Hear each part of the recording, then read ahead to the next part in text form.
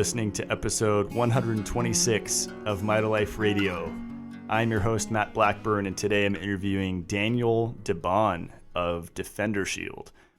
Daniel wrote a book called Radiation Nation, The Fallout of Modern Technology, and I like the layout of the book. It's really well organized, easy to understand for a layperson that has never looked into this. Really good for a skeptic to read this book, because I know there are a lot of people that just scoff at the idea that, say, AirPods or Bluetooth headsets cause any harm, or the watches or all the other devices. People will generally laugh in the mainstream when you start talking about the harm that these modern devices, these modern technologies cause, because the government said they're safe. But in reality, the government in certain countries around the world, like in Europe, actually have standards that are stricter than ours. So I think there's this misconception that the standard for safety of electromagnetic field exposure across the board worldwide is the same, and that couldn't be further from the truth. Some countries are so strict that it talks about in the book that they actually go as far as to ban towers being put on schools and churches and public buildings, because that's what's happening here in the States. They're putting cell towers and 5G towers right on the top of like churches and schools where people congregate for hours. And that's where I think there's definitely, foul play at work and kind of a plan to make people sick, because it's really about exposure time and about distance from the emitting device. So I'll let Daniel explain it. Really knowledgeable guy. I had a lot of fun picking his brain, and he even answers a pretty extensive question and answer that listeners sent in. So here we go. Here's Daniel DeBaun. Enjoy the interview.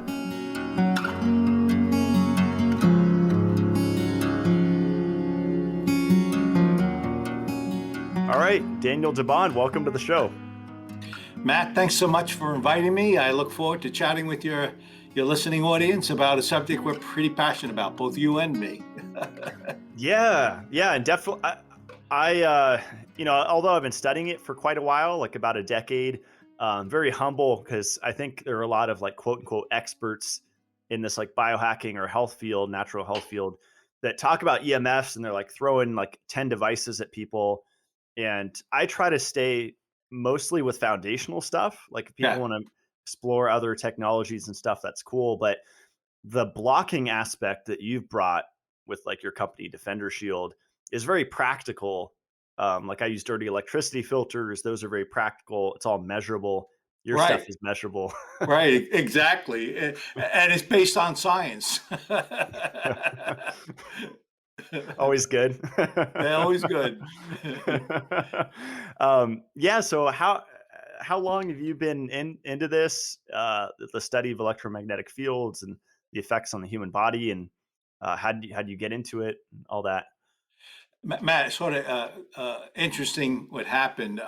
I was actually an engineer for the Bell system, and I was in Bell Labs and the evolution of Bell Labs. And what was interesting is I was responsible for developing the standards for the telecom network.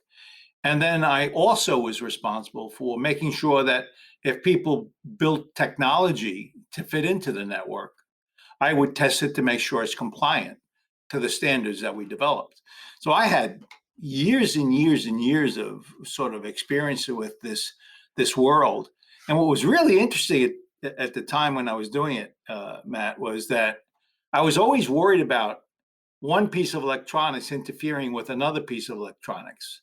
And so I had a pretty good understanding of what the interfering signals look like, because we wanted to make sure that the technologies could handle those interferences and operate properly for the network. So I started in the labs, and I worked quite a number of years working my way through the technology industry and managed it ultimately at the end, towards the end of my career. Well, about 10 years ago, maybe a bit more now, my sons were visiting me, and they're men in their, at the time, mid-30s. And they had their laptops in their lap, and they had it on for hours at a time. So my wife says, that can't be good for you. There's got to be something bad going on, and somehow that energy that's coming and being emitted off of this laptop is going to prevent you from having children, and I want grandchildren. So that's what she said. And I'm thinking to myself, the power levels of that signal are so low, there's no way there's any interference. And I had a fairly good understanding what those emissions were. And it turns out I paused a bit and I said, maybe I'll look into that. I had never looked at the influence of electromagnetic radiation to a human. And it didn't take me very long to find out. After about 3 to 4 hours, the male sperm count, or the male sperm tends to become immobile and is debilitated from these emissions. And I was like sort of stunned. I didn't know that. And I've been in the industry for years and years and years. So I began looking further into it. And there's no question about it. For the last 50 years, science was looking at this very question and actually making some pretty profound comments about its impact to the body. Yet, Matt, you and I didn't know about it. And again, I was in the industry and we didn't know. And that's how I started, literally becoming the expert that we are. We wrote a book, my son and I, about the subject. And it was based on science work I had done my whole life. That's amazing. And I'd imagine there's a lot of interference with special interests and like conflict of interest, like Apple, these huge corporations, AT&T, Verizon, the phone companies, because they kind of pull the reins on like major media news articles, right? Because if one's published that shows their product in a bad light, like, hey, this watch that you're wearing may or may not be the best thing for your health. Right. Yeah. Actually, Matt, it's been true for so many industries for so many years. If you look at the smoking industry, and I often use the example where I at 12 years old, was stealing the cigarettes out of my father's drawer, and I was smoking it. And at the time, I wanted to be a big man because the advertisements were, you're going to be a big man if you can smoke a cigarette. And that's over 40 years ago, actually much more than that. And but ironically, at that time, science had already linked smoking a cigarette to lung cancer, yet no one knew it. So, in other words, it takes years and years and years for the community, the medical community, particularly, to understand the problem, and then it takes many years beyond that to change the common knowledge of us in general. And in the smoking, as you may recall, the reason why it became clear and evident was they were brought to court. I remember back in the 70s, there was a doctor, there was the head of Philip Morris was sitting in front of several pediatricians. And the pediatricians asked the question, well, is smoking bad for a pregnant woman? And he said, absolutely not. And then he thought about it a little bit, and he said, the baby may be a little bit smaller, but what woman wouldn't want a smaller baby? And so the mentality at that time was that, even though we were beginning to understand the implications, that nothing was done about it. And it took that many years to do it. Well, that's identical to the telecom. Telecom probably is the single largest industry in the world in terms of generating revenue. And they have a whole bunch of money to influence the media, and they do. At the same time, probably over the last 10, 15 years or so, all of the federally funded projects that were evaluating the linkages potentially between cell phones and the environment for nature as well as human just hasn't existed. So the only work we really have has been what's being privately done in universities and other spaces, but the federal government doesn't spend any money or hasn't spent any money on this for so many years. Yet the industry is learning, the independent studies are learning that there are these linkages, and they do impact our environment, and us included.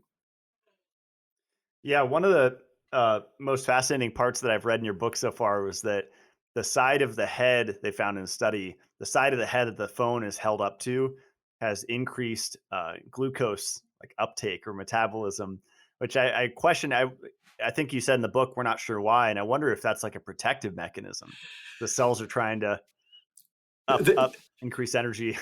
Matt, actually, it turns out, and I think we'll probably talk about this more, but the body responds to electromagnetic radiation, the stuff from our cell phones, the stuff from our laptops, from our tablets, from our Wi-Fi. There's so many sources that our body does react to it. And you may have heard of it as oxidative stress. Oxidative stress is when there's an imbalance between the free radicals and the antioxidants. Well, that's just a sort of a byproduct. The cell is really reacting with a fight or flight response. It's called the cell danger response, CDR. And you're right, that's exactly right. But so we know the body's reacting, and that's a good example of why and how it does it. But what's interesting about that point about a cell phone to the head, the standards were probably 35 years or more old. And at that time, we did not have cell phones. Of course, we could not afford cell phones. Cell phones were almost bricks that we walked around with to communicate with each other. And I often point out, if I had a cell phone, my friends wouldn't have it because they couldn't afford it. So the use of a cell phone was very, very low at the time. The standards were developed using the military on the average 6-foot male. And what the standard said is that we don't want this signal penetrating the head by some depth, and we don't want it to heat up by some degree.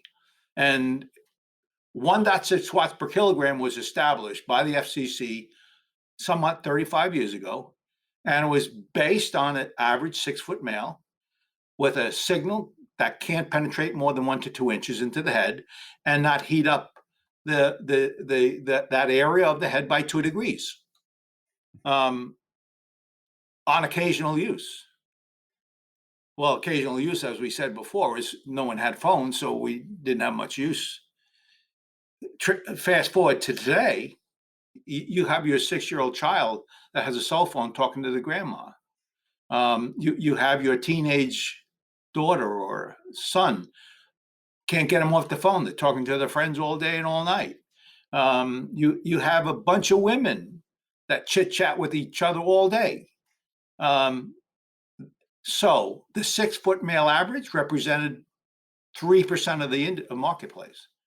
That other 97, it's all of us others that don't fit the 6-foot male.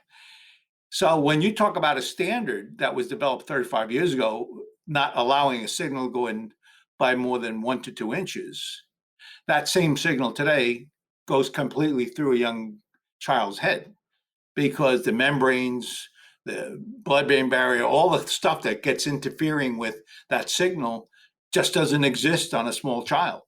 And use, rather than a few minutes a day, it's a few hours a day.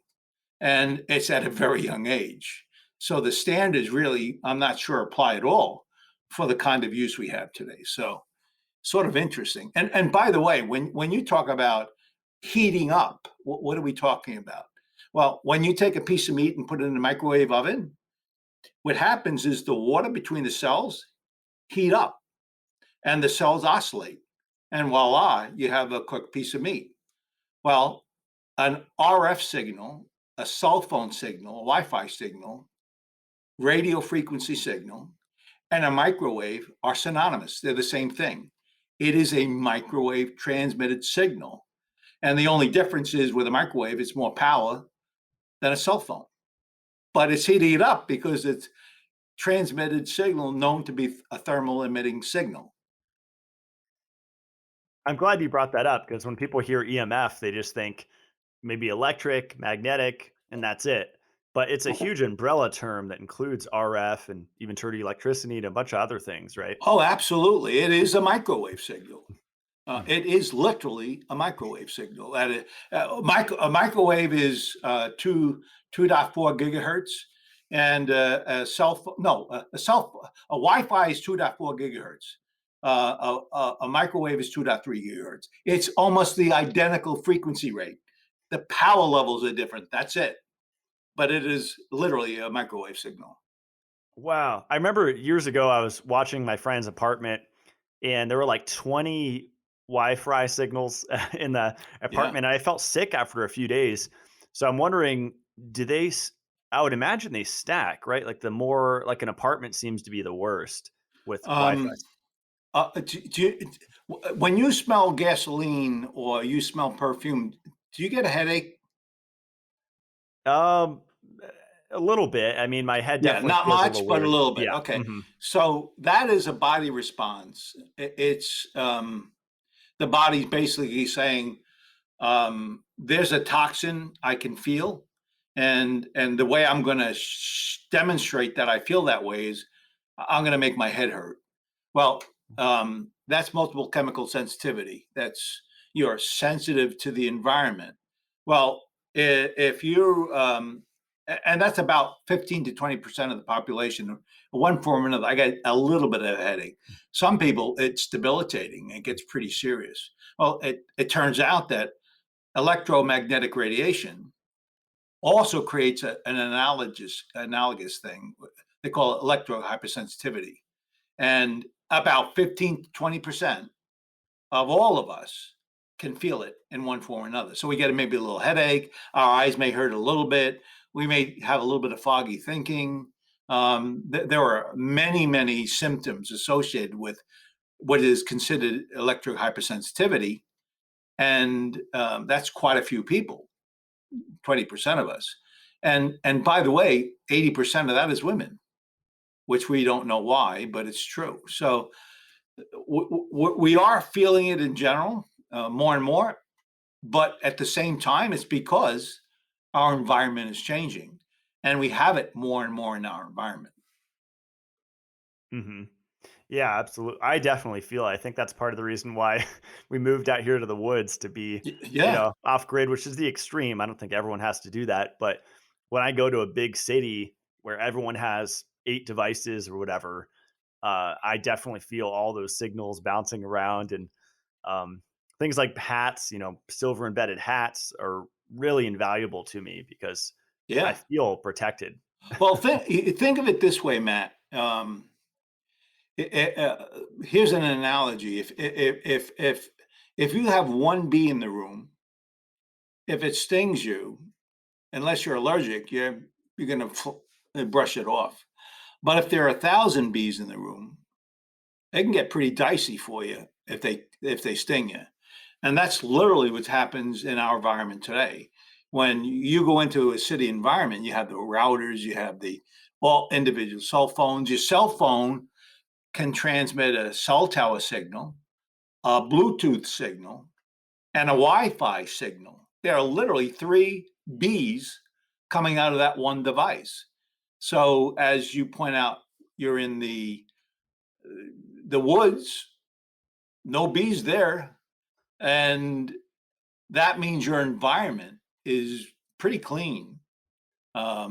but for those others who live in metropolitan areas, they're ambient. The stuff around them is all those bees in play, and it is more effective at disrupting the body performance than they would be in your environment. So it's definitely something you need to be aware of. That's a great point about the 3 Bs from the cell phone. That's one of the first things I think I became aware of maybe 5 or so years ago, to switch off cellular data if you have like an iPhone, Right. turn off Bluetooth. Don't keep, because a lot of people probably keep on Bluetooth and Wi-Fi. Yeah. I'd imagine 90% of people do that. Just Matt, you've taken 3 Bs and made it 1 B. It's really literally true, and you don't even realize it. But one of the easiest ways to eliminate the bees is turn them off. It's clean up your environment by turning them off. And then people would say that doesn't really make a difference because everyone else around you, but it's really, I mean, there's is it called the inverse square law, the distance. So whatever's on your body, like your Wi-Fi router, your cell phone, like take care of that first, kind of thing. Yeah, well, actually, there are 2 points you're making. The first point is, if you have a cell phone to your head, you have 1.6 watts per kilogram going into your head. If you move it away 1 to 2 feet, 80% of the danger of that cell phone is gone by 4 foot 98. So when you move something away from you, you really do reduce the potential dangers to the human body. But the other point you were making is about the ambient.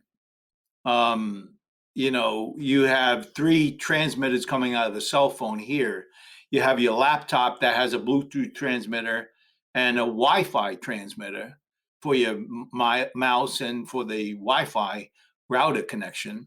And all of a sudden you start looking into all these transmitters in the room, and it becomes a lot. In fact, if you go into a classroom today, there was zero presence of RF signals, as recently as 10 years ago. If you go into a classroom today that has Wi-Fi and laptops and tablets, the power level, the signal level in that room could be up as high as 0.5 watts. And as I mentioned before, Wi-Fi, your cell phone can be 1.6 watts. And think about that. The standard protects you at 1.6 watts. And time duration has an impact on what that device is doing to your body. And a classroom that has 0.5 watts, it's all day. With kids, that exposes them to that all day. And really, we don't know fully what that means, but we have pretty angry, tense, depressed kids in our classroom today. And one of the questions has always been recently is it the influence of the changed toxin environment from electromagnetic radiation? Think of it this way, Matt. If I put a 55-gallon drum in one corner of the room it was full of gasoline, and it was open and it was pouring into the room, and then on the other side I had a guy welding and fumes were coming out of the weld, and in the back I had a Wi-Fi, which one is worse? Well, the World Health Organization doesn't make a difference. They're all considered to be carcinogenics, possible linkage to cancer. And Matt, would you want your kids smelling the gasoline in the front? Would you want your kids smelling the fumes from a welder?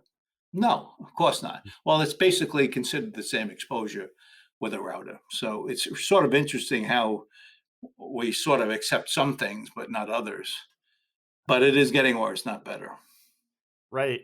Does that 0.5 watts, like that chronic exposure, I'm still trying to wrap my head around this, because I know with like grounding and earthing, and I got into Clinober like a decade ago, and all that, earthing, just touching the barefoot on the grass or whatever, the beach, and that whole body voltage drop whenever you equalize with the earth. Does being exposed to Wi-Fi just like slowly increase your voltage, or is So it? yeah, let's talk about grounding so we Mm, have a common mm, understanding of it. Um, Grounding's sort of a good thing. The body acts like a capacitor. In other words, it absorbs stuff around it. And then when you go onto a grounding pad or grass or sand or anything that's a good ground to the earth, that the body discharges what it doesn't need. So um, that's sort of a good thing. Yeah, that's sort of what's happening. It's literally your body's acting in capacitor. You feel better because now everything's more in balance. Um, if you had a cell phone to your head, you could still get frontal lobe cancer because it's a signal that's constant all the time you're using it to your head.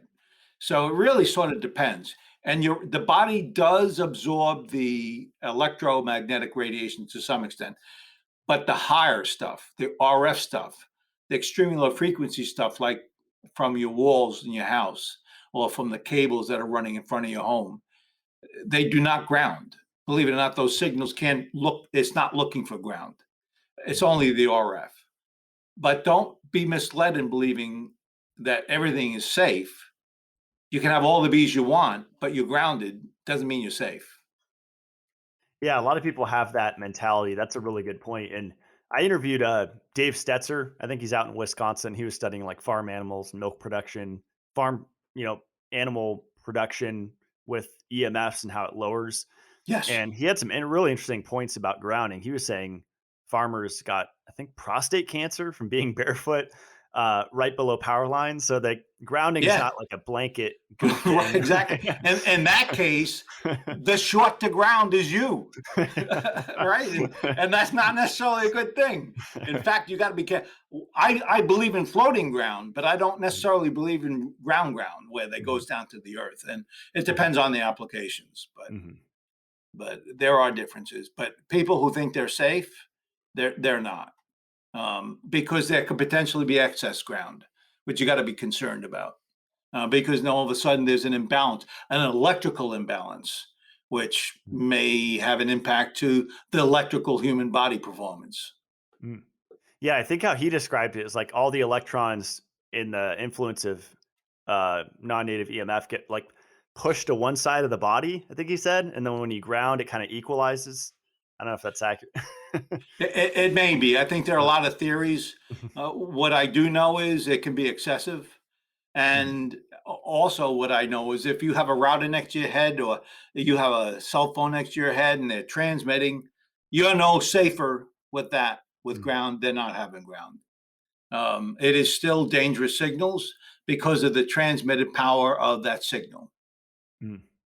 Do you think it, just to finish up on grounding, do you think it's better to have to combine like shielded clothing or bedding, something like that, or blanket with the grounding? Or do you think it's better to do one or the other?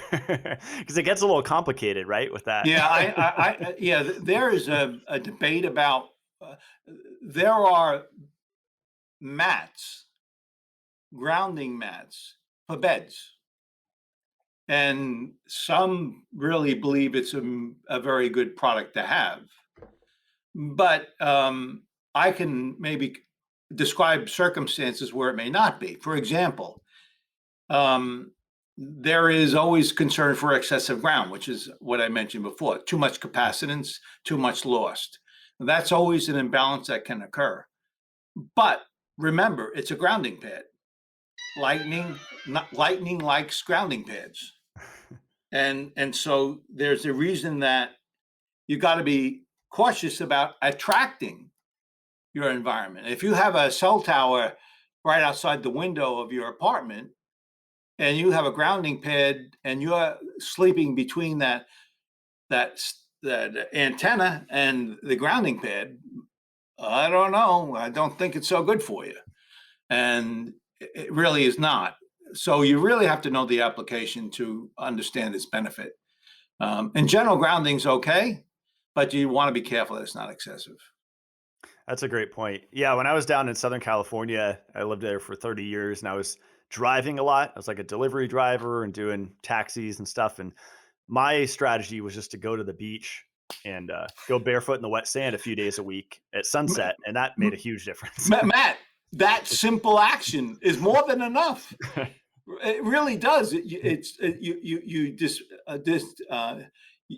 get the discharge you're looking for. It's not imbalanced, and actually you're pretty stable for some time to come until the next time you go to the beach. So actually, it's a pretty smart way to do it. Mm-hmm. And that's a free thing. And by the way, you're getting sun at the same time, so you're getting your vitamin D. Right. Yeah, and all the hormonal benefits. Right. Exactly. Exactly. The light hit your eye and... Exactly. Yeah, those are great points. Yeah, I think people oversimplify this subject, which is one of the reasons why I was excited to have you on, whether it be grounding or mitigation. And they just kind of, all you need is a sticker on your phone or this, sacred geometry sticker or this crystal, which I went through my phases of all of that. And I never really felt a difference with any of it. Yeah, it's funny. Sometimes they talk about science I don't understand. And my background, of course, is mechanical engineering for years and years. So there are terms and things I just don't understand. But more importantly, they use ways of describing what the product does that's very misleading. For example, I know there's one product that says, look at the difference in the congestion of the red blood cells. Okay, so they're arguing that there's a change in the red blood cell pattern. There may be, but how about the cell in the frontal lobe of the brain? The blood may change, and you can put the sticker on, or this product that you say you're using, and that the blood is less sticky, but you're still frying the cell of the brain. The membrane is penetrated by calcium because it fatigued against the demand presented by the power levels, and there's still oxide build-out, and they're mutating cells. So I don't understand what they're talking about. And as you point out, so many that make the claims, I'm not sure an indirect observation is an accurate observation. Who gives a shit about the cell phone? The red blood cell, if it has nothing to do with the cell itself and its damage to the cell. Good point. Yeah, there's only so much you can see in a dark field microscope, right? Right. Like anyone Exactly. can look yeah, right. And it's a shot. It's a time shot, right? It's when did you take it? When did you look at it? And what does it really mean? Yeah. And there's so. You're right. There's a lot of claims made, but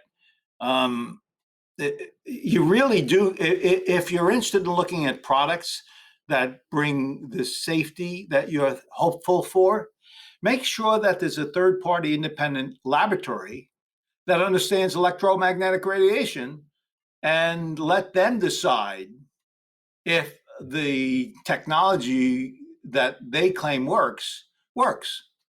But you very rarely do you see anybody that's in that business going to electrical shops that understand the electronic problem and giving you an observation from their test labs of the performance of that electronics. So I do recommend they really do look for that, because that's the only way you can know if it's effective or not. Mm-hmm. Yeah, absolutely. And I like to kind of separate too, like active versus passive EMF protection. And like passive is like stickers and stuff, like non-powered. And some devices are powered, but you still have to question their efficacy. Yeah. And those are the ones that are doing indirect stuff. They're making claims indirect. I can take my cell phone, I can put it in my chest, and you can push my arm down, right? Well, that's a parlor trick. It does. We know it affects the muscle. We know that. But is it long-term, and is it something to worry about? I don't know if it is or not. Studies suggest it may be, and you need to decide. And it's not going to be if your arm can be pushed down more easily than not before you make decisions on spending money. So we both agree, I think.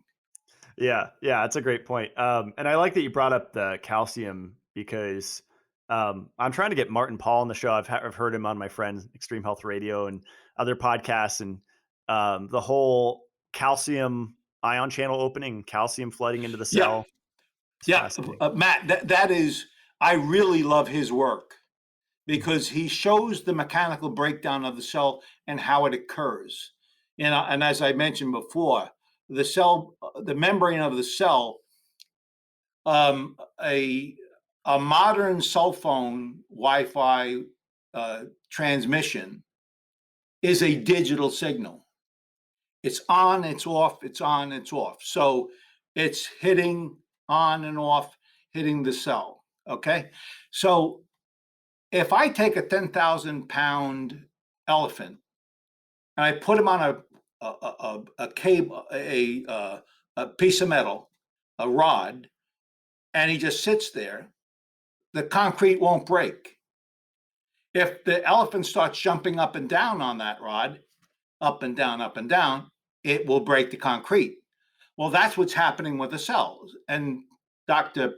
Paul, as you mentioned, looked at that and said, what are the mechanics and the breakdown of the cell? And what he found is when that on-off kept on hitting the membrane, it weakened the membrane. And that's what allowed the calcium the calcium channel to penetrate. And then there were a bunch of mechanical things that occurred, mechanical things.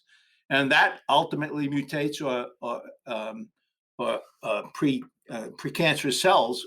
It's because of that breakdown. So it's very different from an ionized signal. An ionized, like you get hit, the cell's gone, and you're in trouble. And it happens almost instantly. But with non-ionized, it takes time. It's that constant load against the cell that can impact it. Matt, what's really important to note, though, and this is more the issue, in my opinion, it's not the cell and the mechanical breakdown of the cell that's more important to us, or the most important thing. And the reason why is we know if you use a cell phone heavily for 10 years, you're 3 times more likely to get frontal lobe cancer. We know that. We know if you're within 1,000 feet of a cell tower, you're 3 times more likely to get cancer. And so there are a lot of these studies that science has done that shows us that it can be serious. But it's not like 20% of us are going to die of frontal lobe cancer. It's the 20% we were talking about before that are getting headaches, depression, they're sleeping problems. They can't quite remember stuff. That's electromagnetic radiation influencing the body, and that's growing. And it's because the ambient in our environment and the use of technology around us is exposing us more and more and more to these emissions. And they're more long-lasting emissions. They're not like you go to the backwoods at the end of the night and you're safe. Most of us stay within our environment, and it does take a toll on the human body. So with the electro hypersensitivity people, like we were talking before we started recording about minerals and iron and the antenna aspect, which I'm fascinated with, like mineral balance. And I think like with iron fortification after World War II that started and putting like metal filings in our Cheerios and stuff like that had a huge effect on our health. Yeah. And actually we were talking about the carriers they use in vaccinations. I mean, there's aluminum, there's all sorts of stuff they're using to carry the active ingredient. And so there is more kinds of mineral buildup because of the last 50 years, but it's more of an imbalance potential. It's like spinach. You'd get 100 milligrams of iron in spinach 50 years ago. You get 10 today.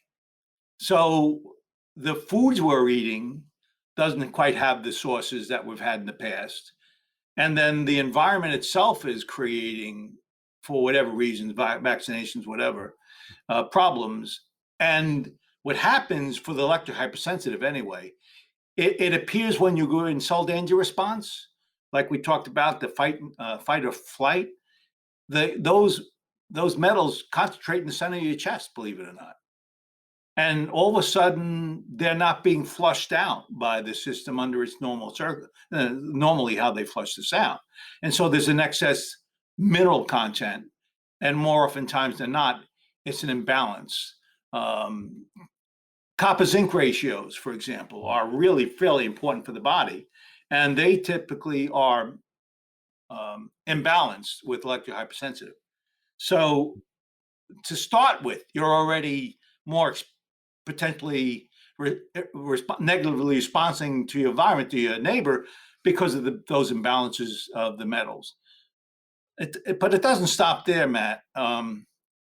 We do know that I have a friend of mine, Dr. Porter. You may know him. He has a brain tap, and I talk about the supervisory function of the body, which is the brain, of course. It's the headquarters for the operation of the body. And what we're found is, with all this ambient in the environment and with the transmission devices very close to our body, and particularly our head, you have wave patterns that are in your head when you're walking during the day that are sleep patterns for night. It's disrupting the patterns of the body, the brain patterns of the body. And if you have these kinds of exposures, you sort of have to first begin stabilizing the brain pattern before you can sort of fix anything else, brainstem included, by the way. And then you have the minerals we just talked about, and then we have the gut. When you have a electromagnetic radiation signal and it's close to your body, your immune system's being suppressed. Believe it or not, Dr. Ollie Johansson has done a lot of work for this. He's out of Sweden, and it suppresses our own immune system. And all of a sudden, the gut becomes even more important than before. And what we've seen is bacteria. Some bacteria love electromagnetic radiation. They propagate in front of electromagnetic radiation. DebC is one example of a bacterium that we know can be elevated. And by the way, those elevations can be deadly. And we're seeing that difference in the gut more than in the past. And we're seeing certain patterns of some of that bacteria influencing, it robs the body of oxygen, that bacterium. So where you're looking to get that energy, it's not there because the bacterium is robbing other things other than it needs to propagate. So it's really fairly complicated stuff that's going on with this kind of stuff. But it really is real. And science actually is beginning to understand fairly well what these kinds of things potentially can be for you, the user of this technology. Geez, there's so many effects. I was blown away when I learned about the saliva pH change by EMFs. It's like the most foundational stuff. Right. Like everyone's having issues and right. But it's funny. We're talking about simplicity. Eat right. Right? Move stuff away from you. Reduce the impact of the stuff by simply turning it off or moving it away from you. There are things we can do, and we are more resilient as a result of those changes we make. Mm-hmm. That's a good point. Yeah, and we'll definitely move into solutions after the doom and gloom. Right. And I'm glad you brought up the brain waves, because there's is it called a carrier signal? I don't know if my terminology is correct, but it's like the 60 hertz that rides on these waves. And I like to think about the brain waves like delta, theta, alpha, beta. It's like a speed, right. Yeah, right. Pedal. Exactly. And 60 hertz is like way higher than, like, beta goes up to 40, I believe. And then we're going to like gamma and epsilon. but 60 is like way up there, right? Yeah. Well, I know this is not what you intended to discuss, but when you mentioned 60 hertz, alternating current, the power from our homes are run at 60 hertz. It's alternating current at 60 hertz. And if you were a welder for your career, or you were an electrician that worked on power panels your whole career, that 60 hertz is influencing your body. And by the time you are 75, you're twice as likely to have Alzheimer's because of those exposures when you were young, if they were heavy. So we really do know it's not just the RF that you got to manage around your environment, but it's also the light bulbs in your house and how you have them distributed in your house. That's a good point. Yeah, I have a friend that wrote a cool article on like different brands of bulbs, Yes. like Sylvana, and because there's this meme going around that LEDs are bad, and then incandescents are good. And I found out that's false through him because the flicker rate, some LEDs are better than yeah, incandescent. because there's less flicker. Yeah, exactly. It's really true. Now that you brought up LEDs, when you have a monitor on your that you're literally looking at right now, or the monitor, the screen on your cell phone, all these devices, your TV, they all generate visible electromagnetic radiation. Green, yellow, all the rainbow colors are what are considered visible light. Then as you get on the high side of that, which goes towards ionized radiation, by the way, you get to the blue and ultraviolet. That's at the end of the spectrum. As you know, ultraviolet light can potentially cause cancer of the skin, and that's because the power levels of emanating, radiating signal has enough power to mutate the cell. But blue light coming off your screen is a high intensity blue. And I'll tell it by example. I was talking with a physician at a clinic, and he was telling me how this person in his clinic had dry eye.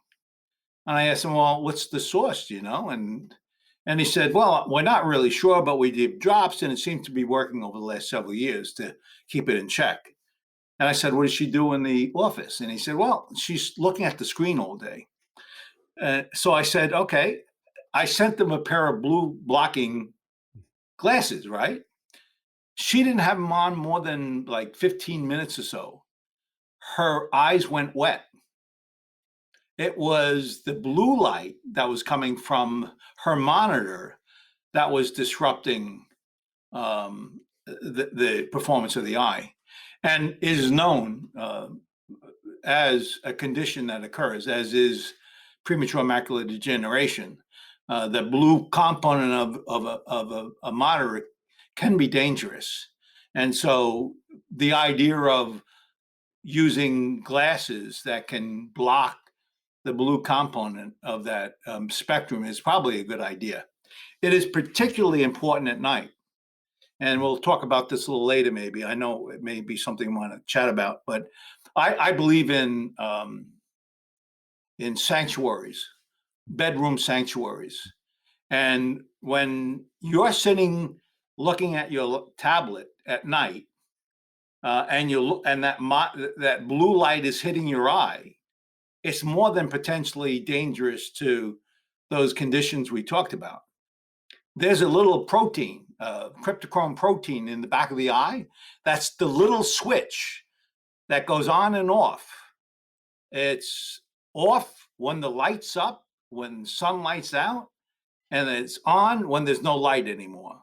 That is the natural response for the body to get into its this 24-hour cyclic um, uh, process that occurs for recovery at night and day. Well, when you're looking at that monitor, that krypton switch is not turning on.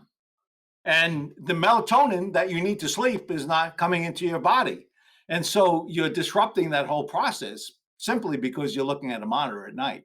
So if you do, within 2 hours that you intend to sleep, turn it off because it really is impacting. And if you want to use it, use blue light blocking screens. Mm-hmm. But it does impact, and as you know, the mitochondrial repair is at night, and you're disrupting all that stuff that goes on. So you need a circadian rhythm, and you don't want to disrupt it too much if you don't have to. And we know this light can. Those are really awesome points. And yeah, I think one of the most damaging parts of EMFs are the effects on our sleep and insomnia, waking up in the middle of the night, urinating constantly in the middle of the night. And artificial light is like a form of EMF. I think a lot of people don't realize that. It's visible light. Visible light is RF. It's a high-end RF. But I was talking with I was on a podcast, and I was talking with a really, really bright lady. And I said, you need a sanctuary at night. You want to get everything out of the room, everything. You want to make sure your Wi-Fi is off, even if it's outside the room, if you can. You want to make sure there's nothing within the room. You want to make sure the walls are clean for the extreme low frequency stuff. And she was telling me how her husband and her put their cell phone on the bed, the side nightstand. Yeah, nightstands, right? And so she was really polite when she said, "Oh, thank you so much for letting me know that," right? And she didn't believe a word I was saying. So about 2 weeks later, maybe 3 weeks, she called me up and said, "I can't believe this. I took the cell phones out of my room, and I actually slept all night, and so did my husband." It's not just the RF or the blue light component bothering the eye, but it's the interference of the side of the brain that's actually controlling certain aspects of the brain that were being influenced from the cell phone activated next to the bed that she was sleeping in. So you really want to spend time making sure you have a clean environment, because it can and does disrupt the sleeping. Mm-hmm. Have you met anyone, or have you experimented with like the bed canopies? They're like super expensive, like over $1,000 or $2,000, like that go over the bed that protect from all RF. And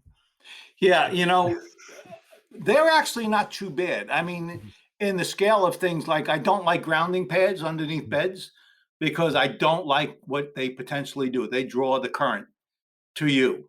But those canopies, believe it or not, they're basically a conduit for any electrical energy that's within that room.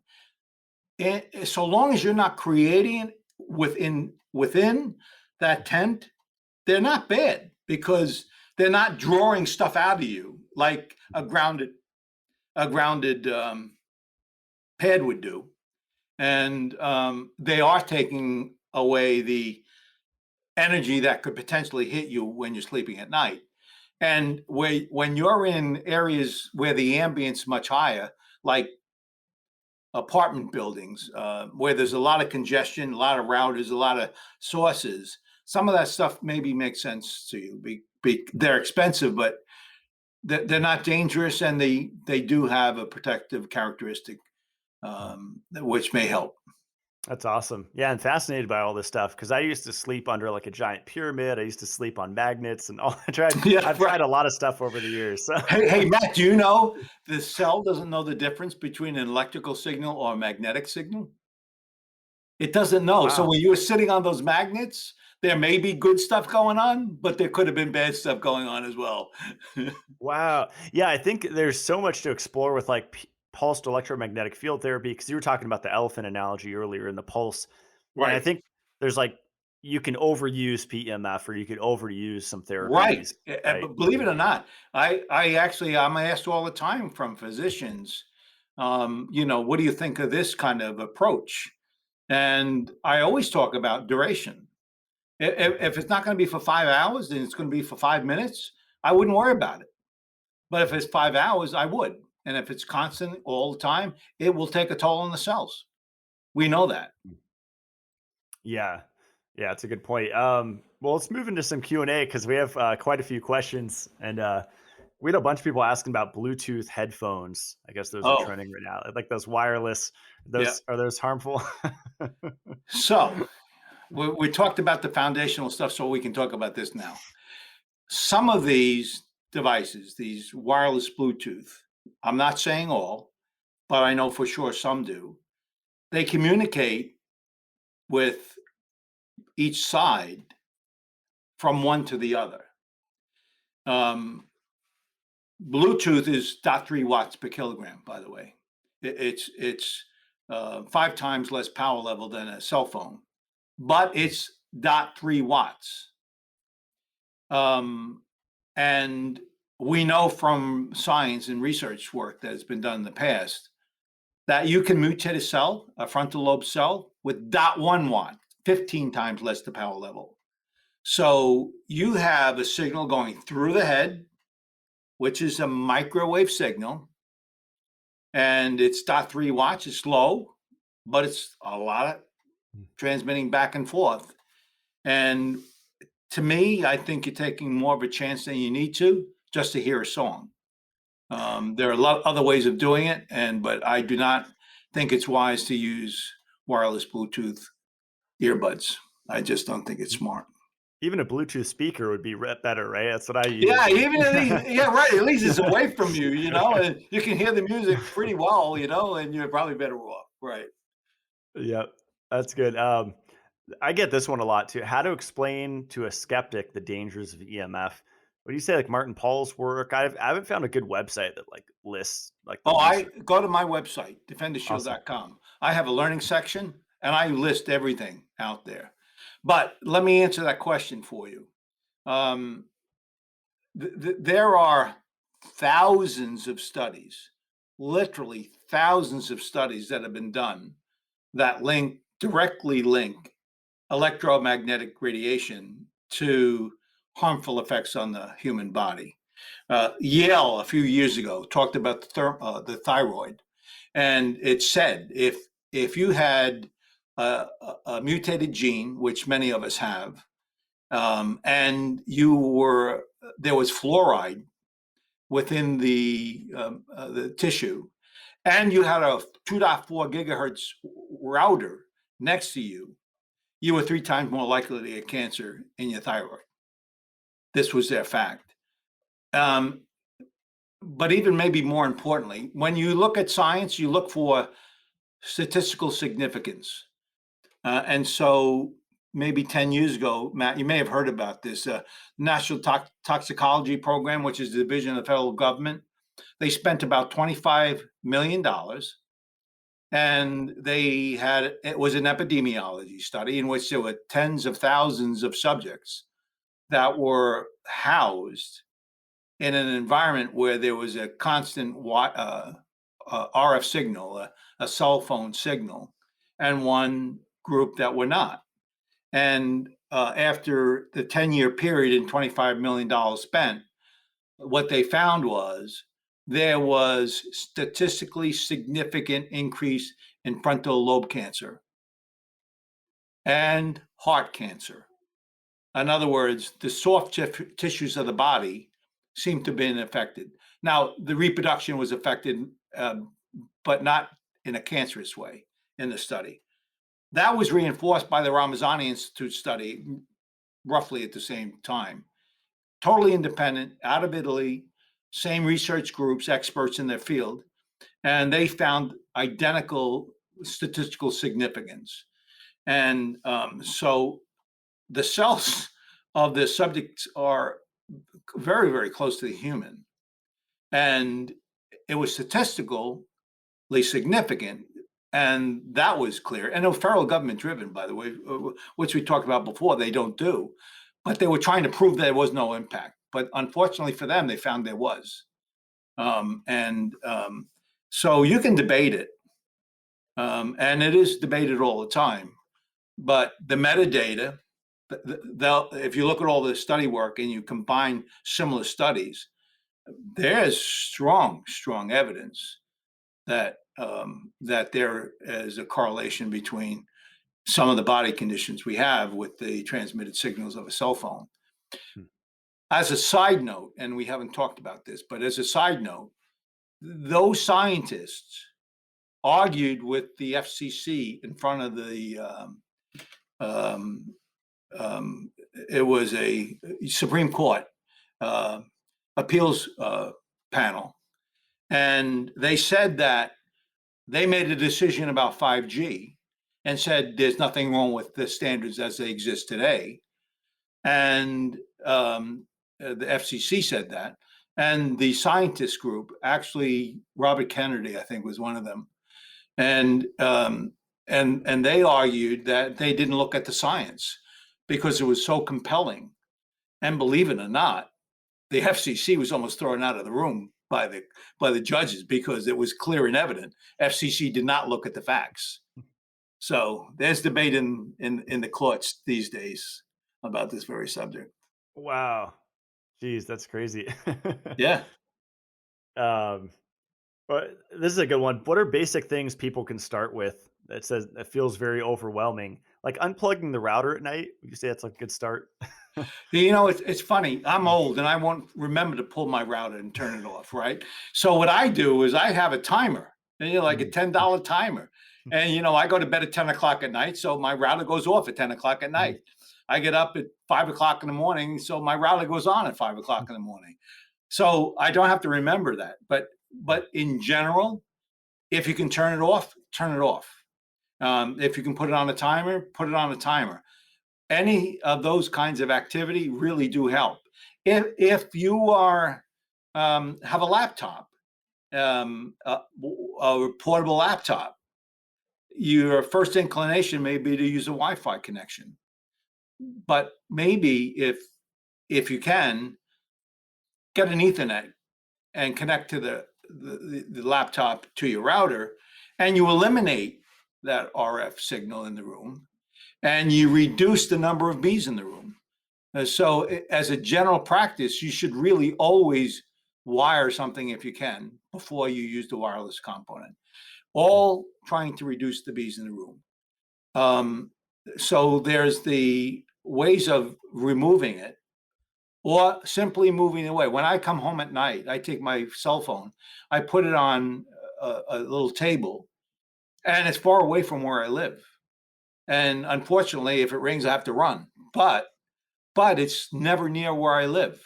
So just simply trying to figure out how to minimize that exposure in your own home is a great thing to do as well.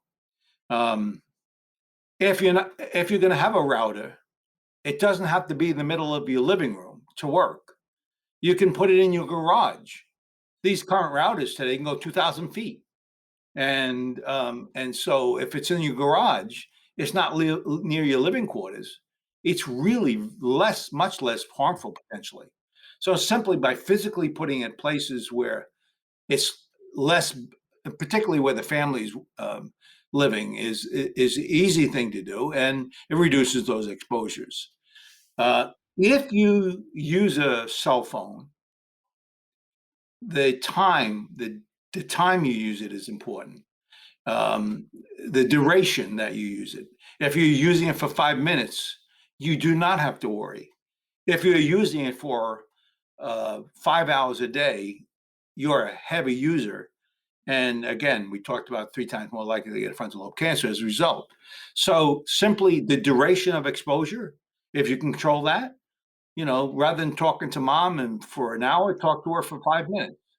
I only talk to my mom for 5 minutes. I can't stand it after 5 minutes, but just the duration of time that you use technology really does have a big impact on how it affects your body.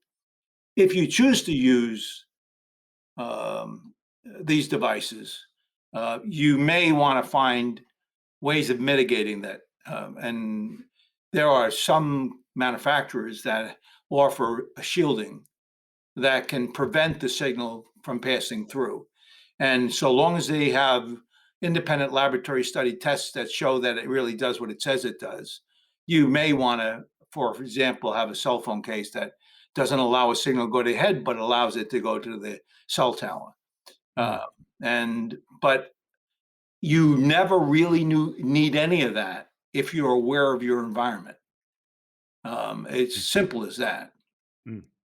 That's a great point. Yeah, whenever I'm at the store, I'll just put on speaker, and even though everyone around me can hear my conversation, I'll just hold it out here instead of, I pretty much never hold it to my head. And I think if you don't mind speaker, that's an option too. I mean, your hand's getting hit, but yeah, actually, no one's ever died of cancer of a hand from RF signals. So it's a very good thing to do. But you also, there are earbuds you can get that convert the electrical signal to an acoustical connection to the ear, which I'm using right now.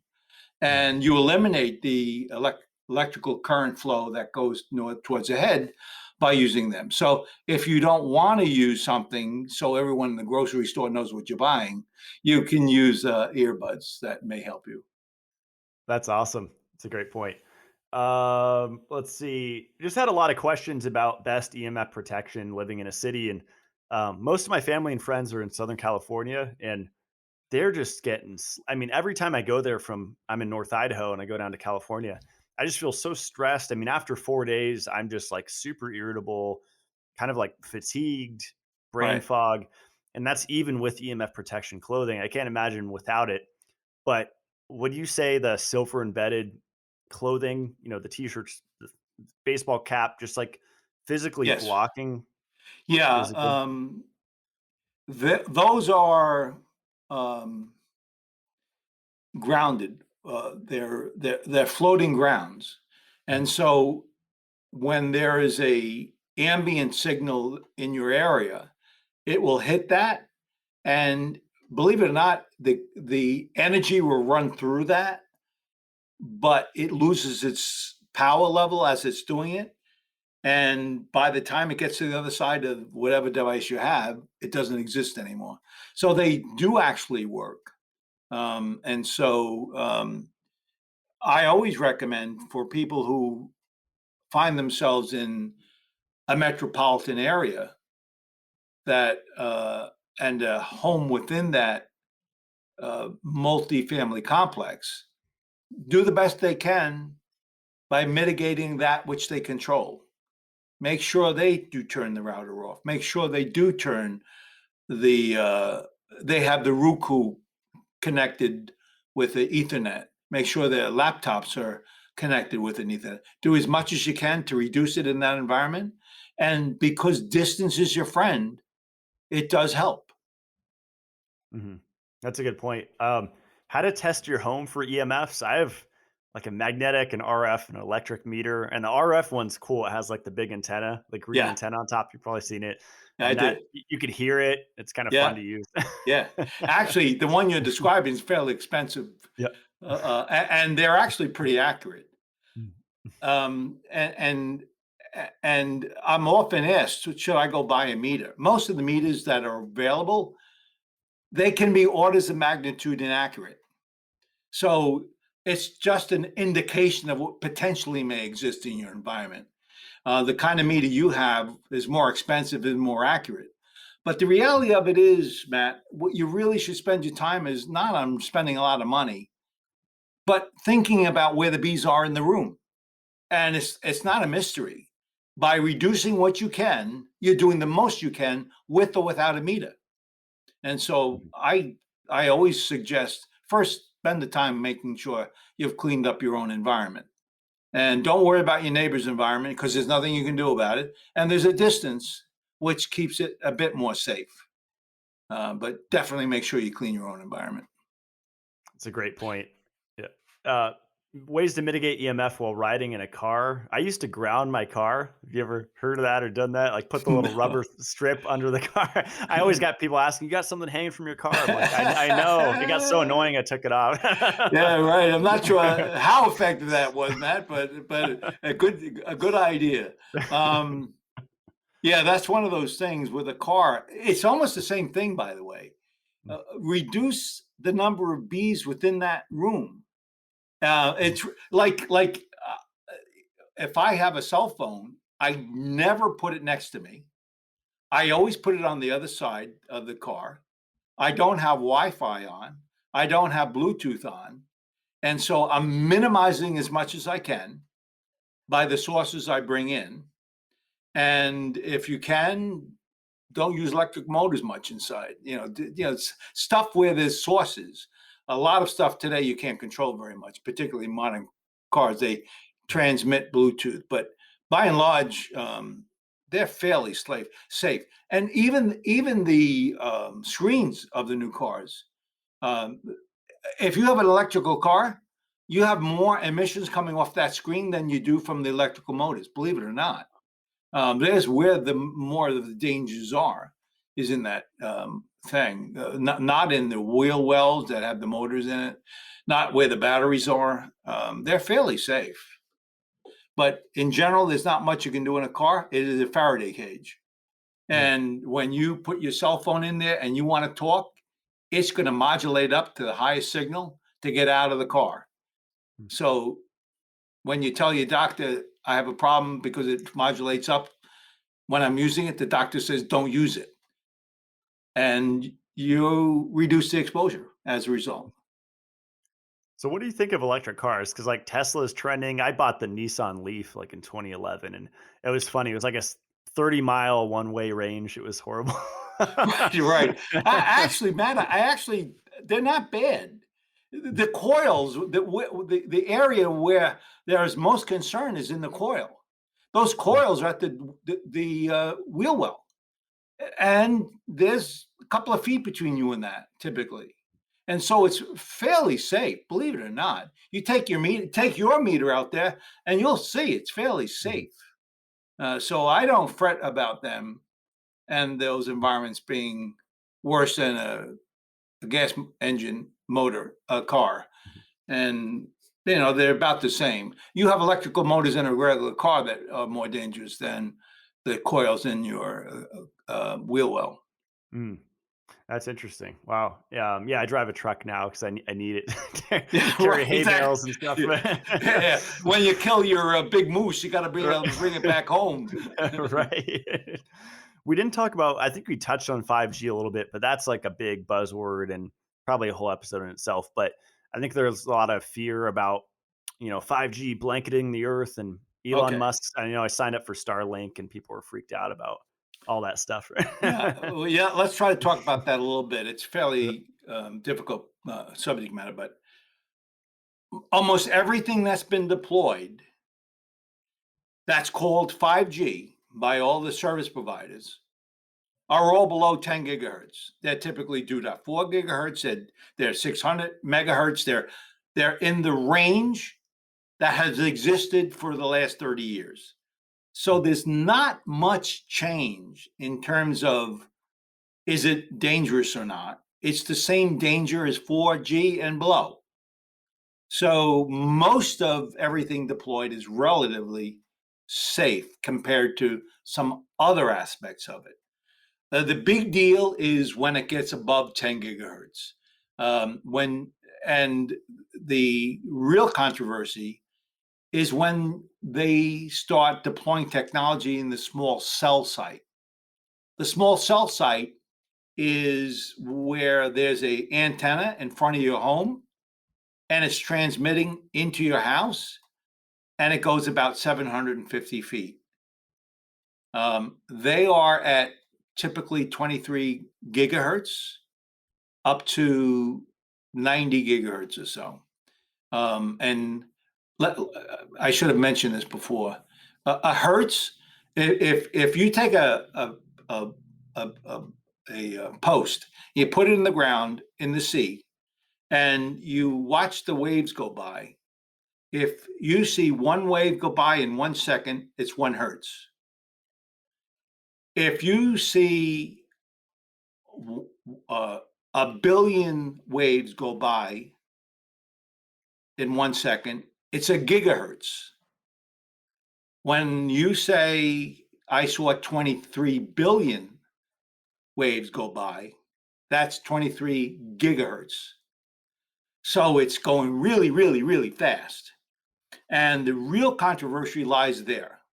The question is, what happens to the human nature, for that matter, when there's a 23 gigahertz transmitted signal so close to the body?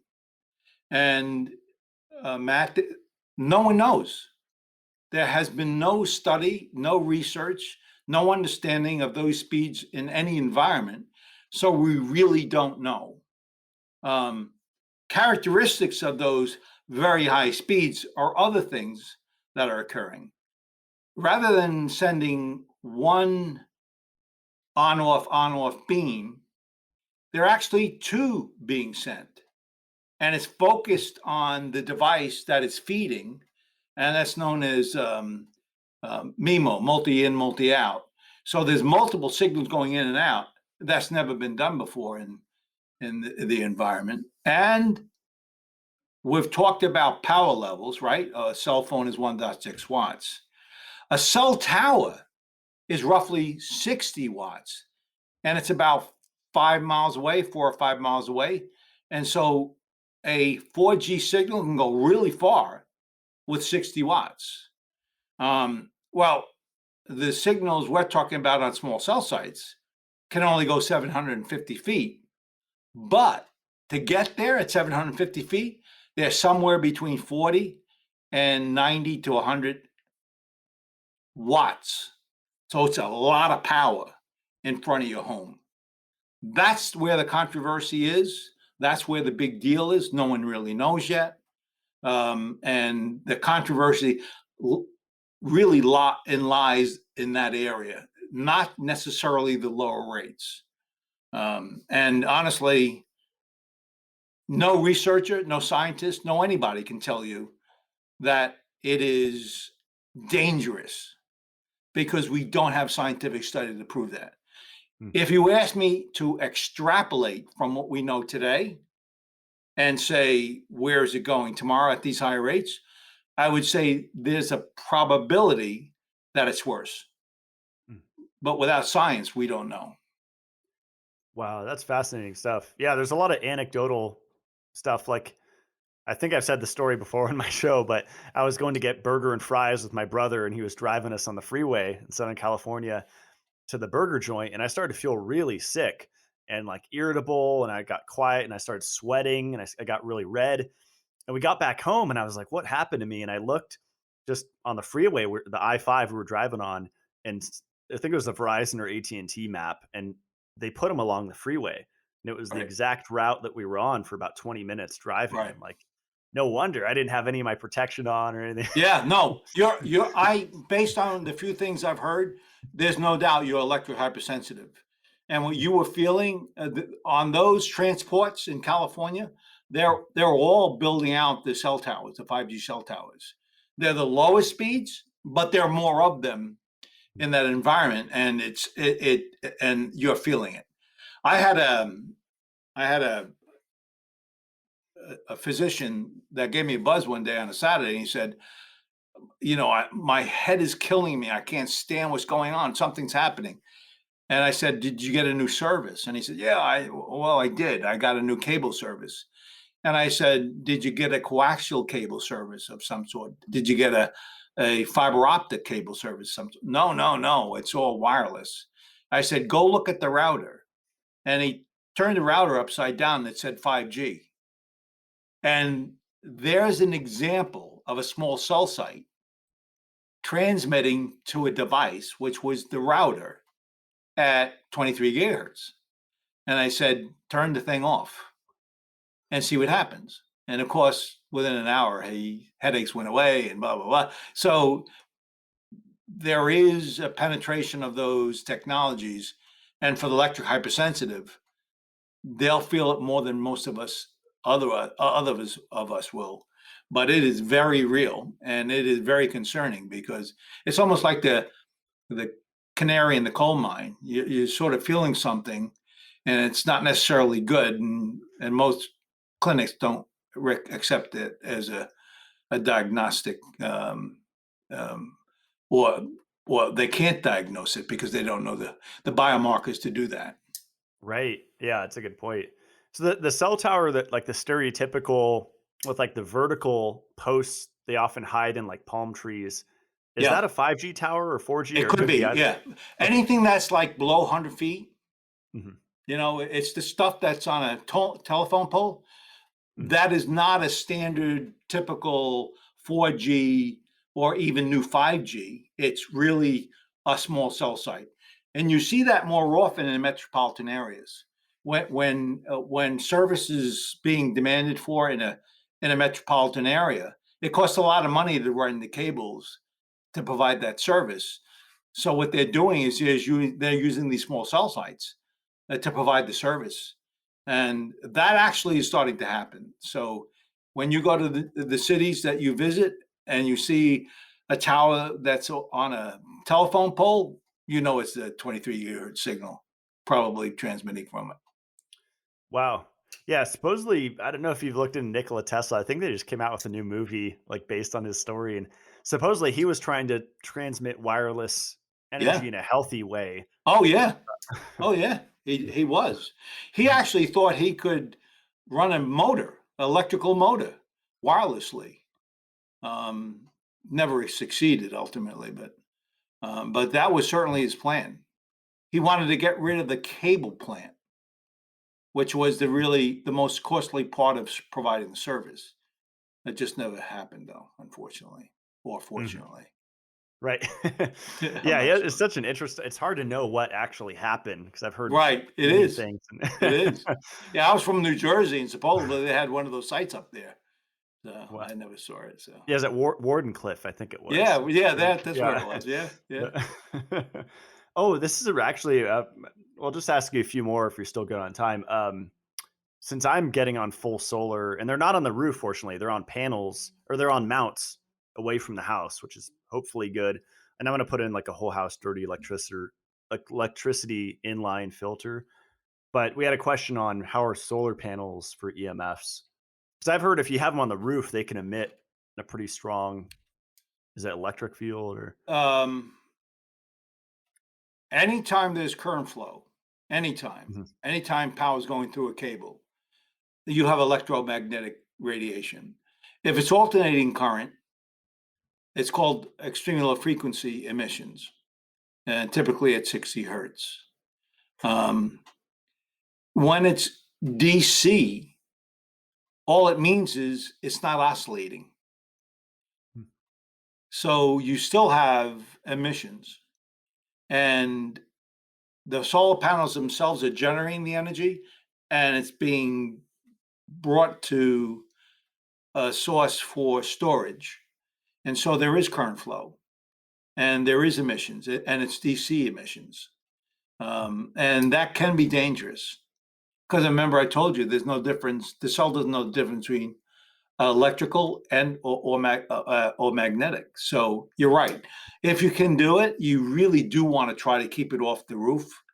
But if it's on the roof and you have an attic that no one's living in, I'm not sure that is that a big deal, right?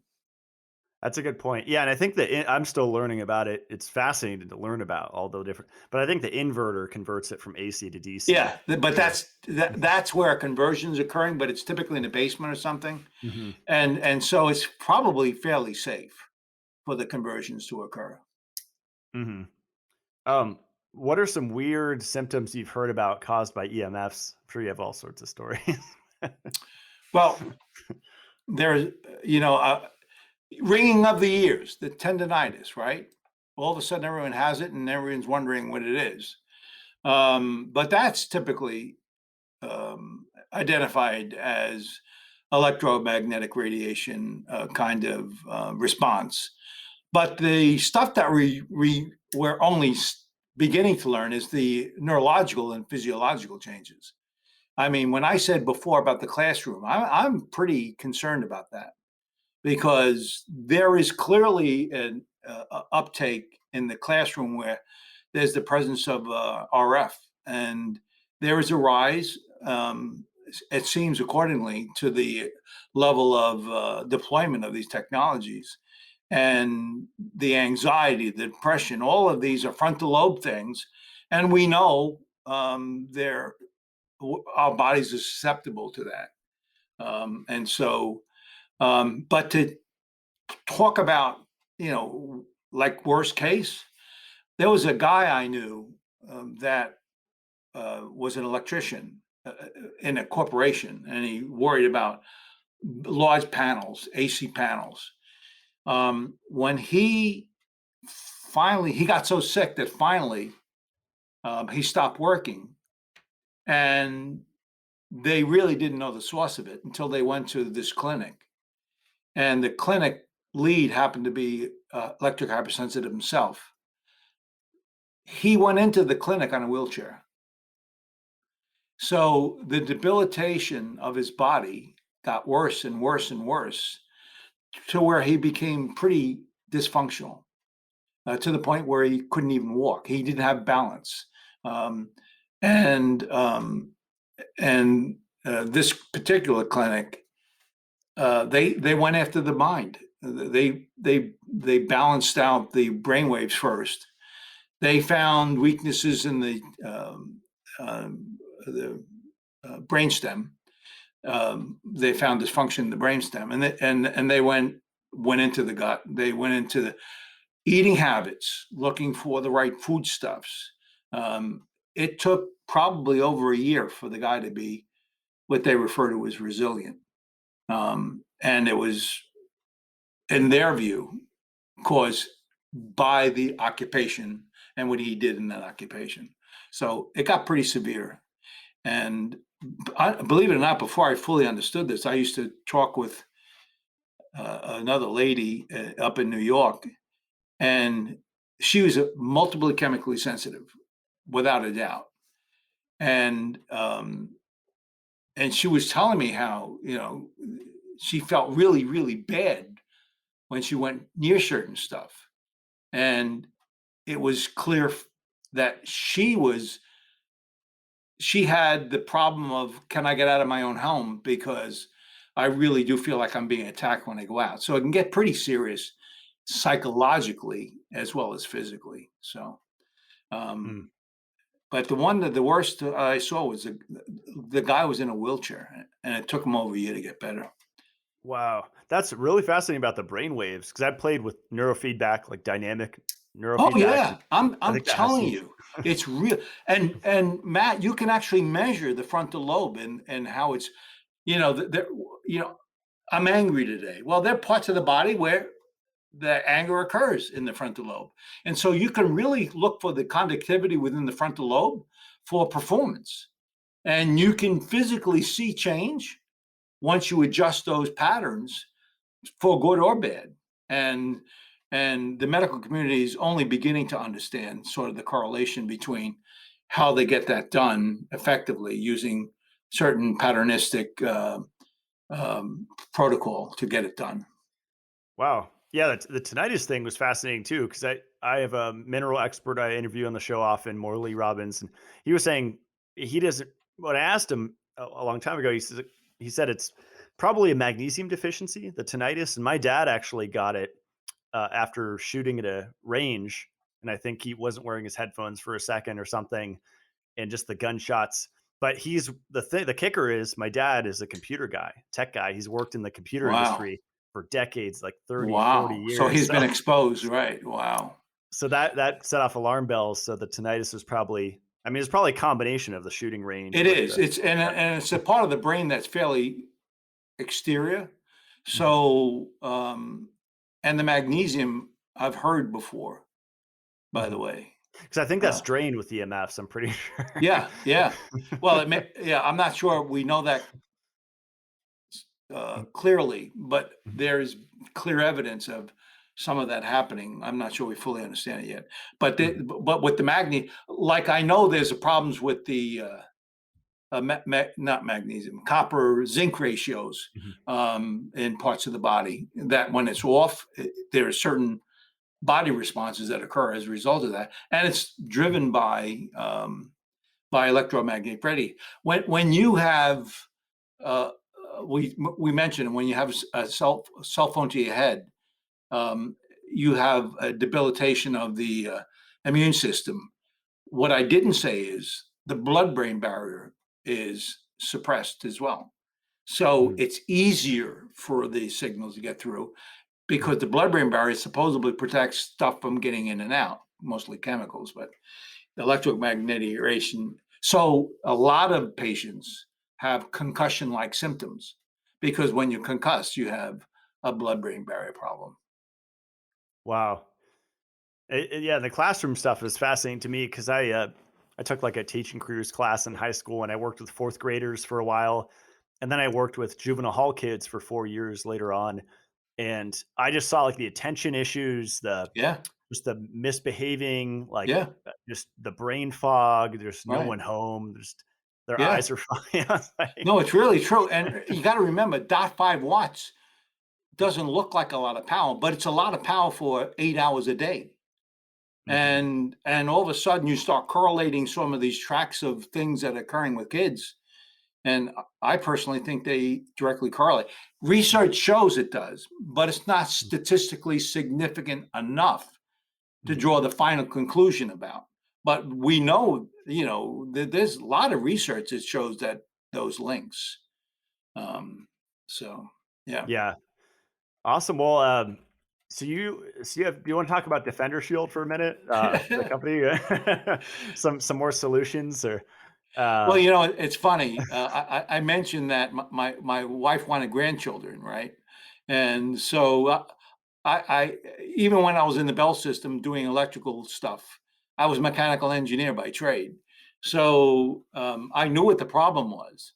And so I said, well, I know what I can do mechanically. So, because I took metallurgy, and so uh, I actually created several shielding materials that I actually put into a prototype product, and it worked. And so then my son's friends wanted uh, a product. Well, we weren't producing it, so I made some prototypes for them. And more we got being asked for it.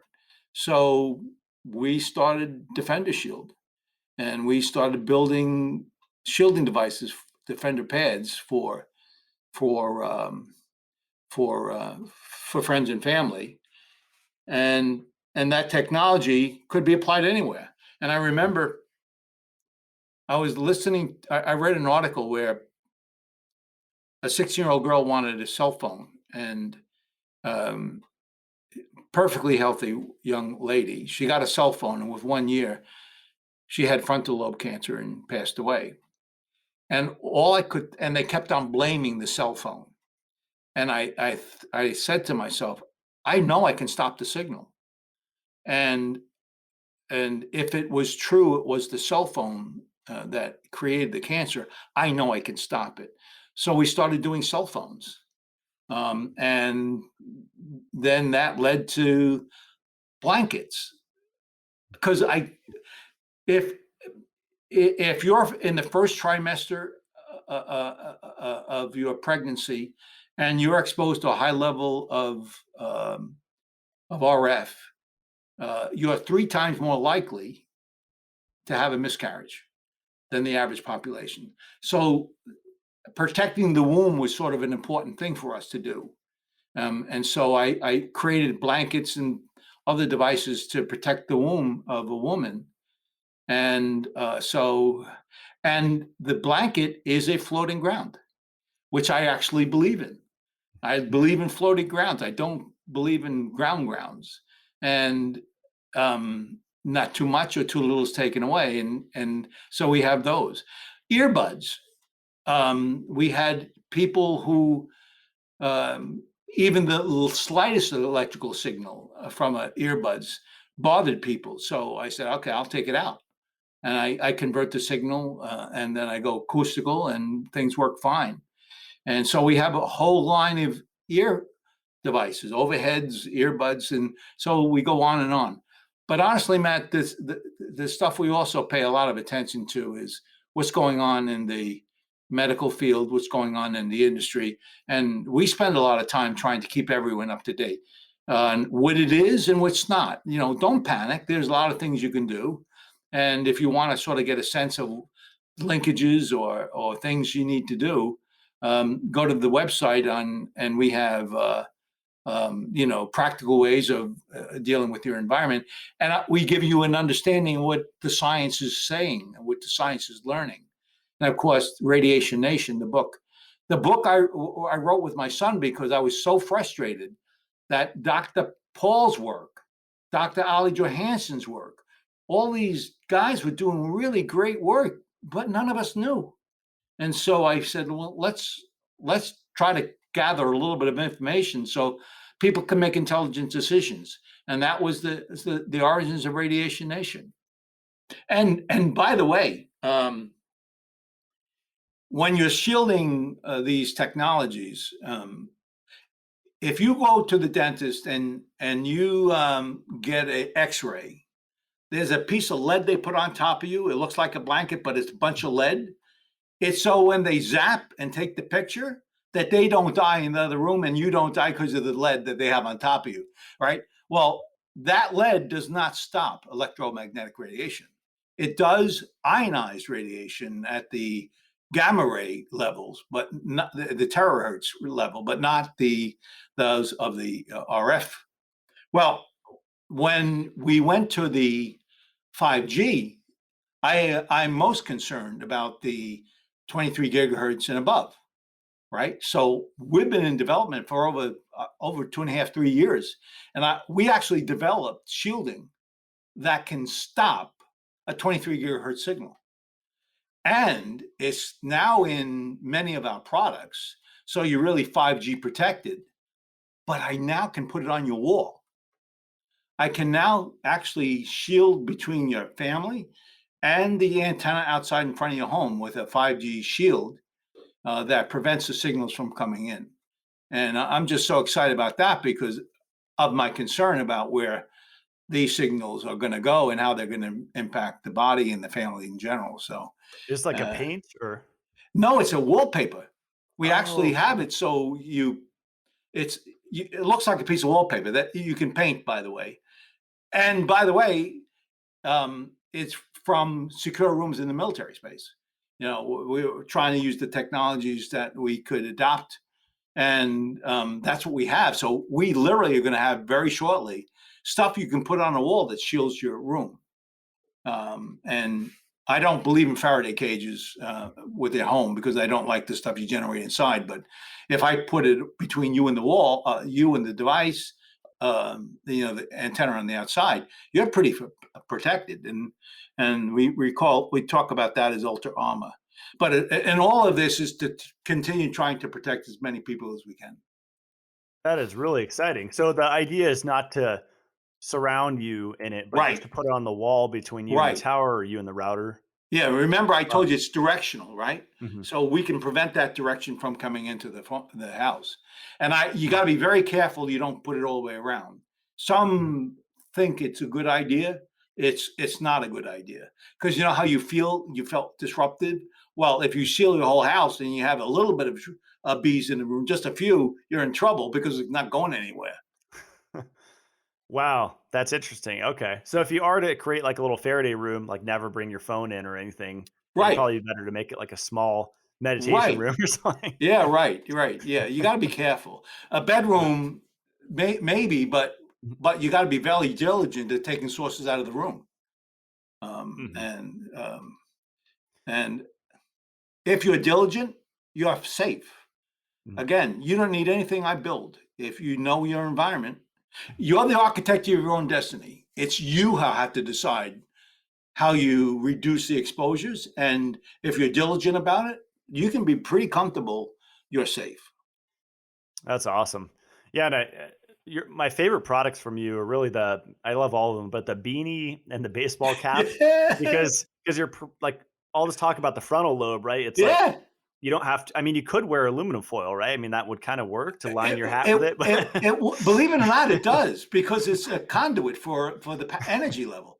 It's not quite as good as what we do, but it literally works. And for most people, maybe enough. but I don't know how I'd look walking around with aluminum on my head. And I was really worried about the frontal lobe. I honestly was really worried about it. And in my opinion, that exposure, even to the ambient, for some is too much. That's why we had the cap. We customize a cap uniquely for us that makes sure it's a high grade shielding characteristics that does protect the frontal lobe. And yeah, we're happy we got that and made it available.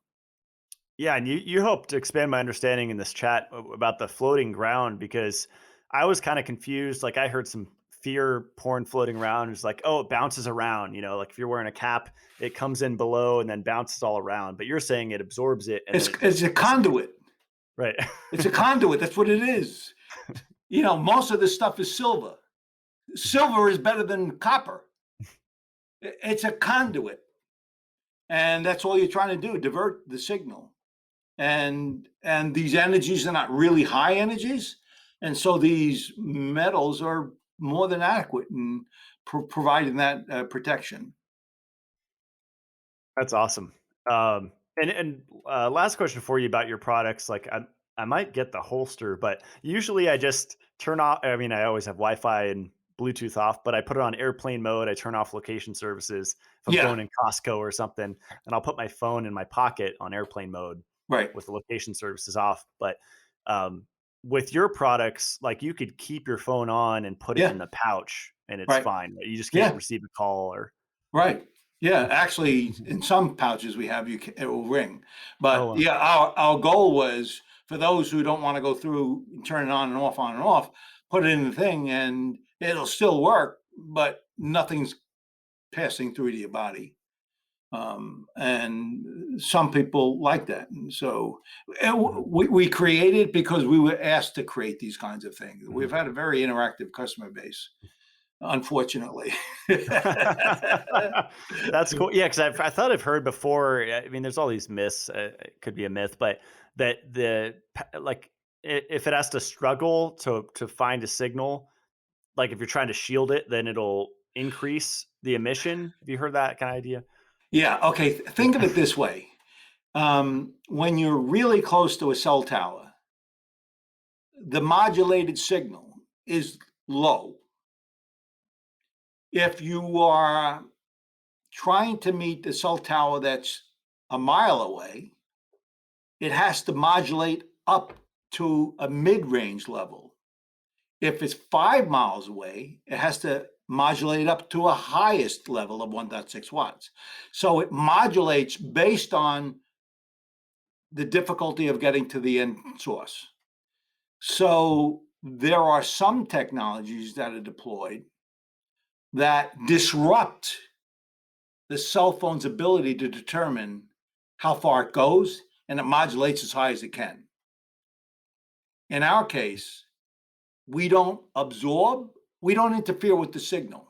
It does whatever it wants. We just stop it. And we're not drawing more or less than need to for it to operate. Even if it did, you're still shielded. Right? So, I mean, I don't understand the problem. Right? People don't understand the physics of it. Mm-hmm. So which ones allow a call? Was it the holster or the? All of them do. We designed all of them to do that. So you don't miss a call, but you're protected. And it's not modulating higher or lower because there's interference. We use fairly sophisticated shielding technologies. That's really cool. Yeah, and I think the iPad or tablet protection is huge because most people put that right on their lap, right? And just no question about it. And we actually have several shields in there because we're concerned about back and front and everywhere. So we really tried to keep. And believe it or not, I was more concerned with kids than you. You know what I mean? It's like our kids are using the stuff at younger and younger ages, and they really do need to try to have some protection when they do. Yeah. And the gloves are really cool too. I kind of want to just get everything. We're able to help the electric hypersensitive, and we can do everything we can to do it, but yet their hands still tingle when they on a keyboard or they have other things they do, and they need it. And so I sort of reluctantly did it, but I knew what to do. And we have these gloves that, believe it or not, people really want. And of course, they really work. So for those who, particularly those who are electro hypersensitive, that tingling goes away, essentially. That'd be awesome. Oh, I'd be fully protected with a speaker then, because my Right, hand still yeah, gets exactly. tired. I feel like my hand kind of cramps up doing the speaker. Actually, it's interacting with the muscles, right? Parlor tricks and all that, right? So yeah, there really is. But what you need to know is no one's ever died of cancer of the hand. It's just more resilient. The body's more able to deal with it. And I use a selfie stick if I'm FaceTiming my family or something. That kind of helps. Yeah. No, that's the distance part. That simple little distance part really means a lot for some of us. Yep. Well, awesome. Well, Daniel, this was really informative, and I'll link your website, and the scientific studies tab is really, really useful. And I have a little discount code for followers. I'll post in the notes. And good. Yeah, just thanks for coming on and sharing your wisdom. This was really fun. Hey, Matt, thanks an awful lot. I love it when I chat with people who want to understand, because we can talk all night about this stuff, and we help people understand it and not like go nuts about it. You shouldn't go nuts about it. You control your environment, and there's a lot we can do, and a lot we can do to make our families safe. So, Matt, thanks an awful lot for inviting me. I really did enjoy the time. Right on. Thanks, Daniel. We'll stick around while I close out the show. Thanks so much. Okay.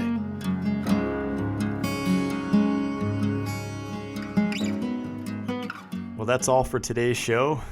I learned a lot from that. I was fascinated by the point that RF is looking to ground. I've never thought about it that way. And that the body acts like a capacitor, absorbing the stuff around it, simply put. And I just like Daniel's practical, grounded, pun intended, approach to EMFs and EMF mitigation, and the whole concept of the floating ground, meaning like his DefenderShield technology, which is silver embedded, but a little more complicated with the material that they use.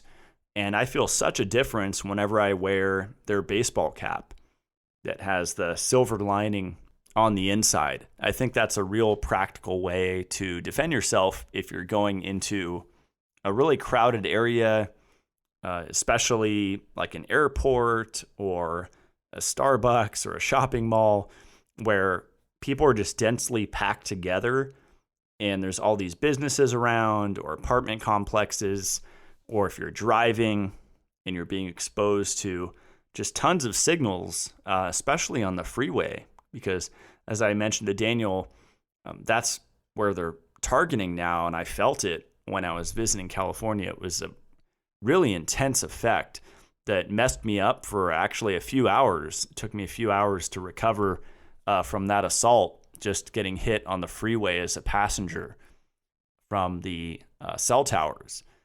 So the whole electro hypersensitivity thing that Daniel mentioned, 20% of people, 80% of which is women, fascinates me. And I believe that number is going to climb. And I wonder what factors play into that. I would imagine the retinol and the copper coming into the mother before she has the child affects the electro hypersensitivity of the child. So, before a woman has a child, my top supplementation that I always recommend is desiccated beef liver, desiccated oysters, whole food vitamin C, vitamin K2, vitamin E, and then some magnesium, and maybe some low-dose Shilajit, especially if she's been on Shilajit for a while, so there's not that heavy metal detox effect if the mother has been on it for a while before conception. They're really covered. And then just animal nutrition, eggs, cheese, milk, red meat, all of the good stuff, potatoes, fruit, honey, maple syrup, all the good stuff. Then that will actually fortify the child. And I believe that there's less risk of the child being electro hypersensitive. And of course, the environment that the mother is in, I'm sure plays a role. So just mitigating, like Daniel said, turning off your Wi-Fi router at night. And I really loved his timer idea. I thought that was genius. I've never thought about that. I always use the remote that you can just plug the router into, and then you just keep the remote by the bed and you just click off. But his idea is even easier, where if you have a schedule, as you should, of going to bed on time, then it just switches off when you know that you're not going to be using Wi-Fi, and you don't even have to worry about it. You don't even have to think about it. And that's really what health is about. And to me, homesteading is working smart, not hard, and making as much as you can automated in a safe way. Because there's definitely like smart devices, as we mentioned, which you don't want to go that route, but there's a way to do it smart without blasting yourself with EMFs. I definitely recommend looking into Martin Paul's work. I'm trying to get him to get on the podcast at some point, because I think he's really great the way that he breaks down scientifically the way that EMFs affect the body and the calcium ion channels opening, but also iron flooding in and that causing extreme oxidative stress. So there's this like domino cascade of effects that happens when we are exposing our body, as Daniel said, the capacitor, to these RF, these radio frequency fields, where it causes increased cell permeability and all these issues that people are dealing with: leaky gut, indigestion, insomnia, depression, especially the neurodegenerative diseases. This really is a root cause thing. It's really not all about food. And all of these food first people that are just emphasizing, the raw primal diet or the carnivore diet or whatever diet, it's not about the diet. It's about actually looking at holistically everything in your life, even your relationships, everything, and taking an inventory of your weakest link and finding out what that is. Maybe you're working too much. Maybe you're not working enough. Maybe you're not working towards where you want to be, and that can cause depression. So there's little things that you could work on, or you could work on all of it at once, which is what I do, what I've done over the years.